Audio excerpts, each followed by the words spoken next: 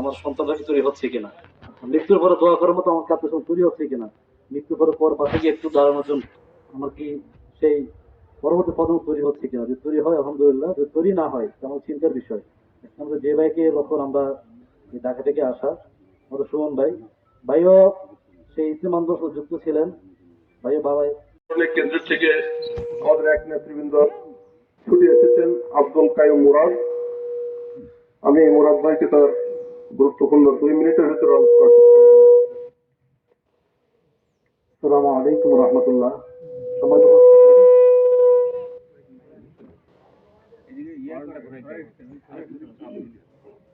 সময় তো উপস্থিত, আজকে আমরা মেয়েকে সামনে নিয়ে আমরা এখন উপস্থিত হয়েছি।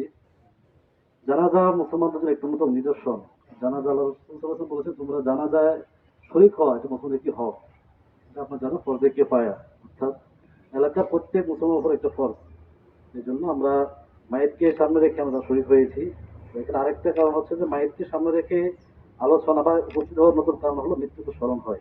মৃত্যু স্মরণ হওয়ার মাধ্যমে আমরা প্রত্যেকেই খাটিয়ে স্মরণ করবো, আমরা প্রত্যেকে যদি বিদায় নেবো, স্মরণ করার সুযোগ হয়। এই উপস্থিতি আমাদের আজকে মায়ের চলে যাবে, আমরা জানি যে মায়েদের সাথে সাথে দুনিয়া থেকে কোনো কিছুই জানা শুধু 3টি বিষয় ছাড়া। তার মধ্যে অন্যতম একটা হচ্ছে যে উনি যে আওলাদ রেখে গিয়েছেন, সন্তান রেখে গিয়েছেন, তারা যে দোয়া করবে, দোয়াগুলো কি হবে মায়েদের নিকট পৌঁছবে। সমাজে উপস্থিতি আমাদের সকলেরই আওলাদ আছে, আমার সব আত্মীয় স্বজন আছে।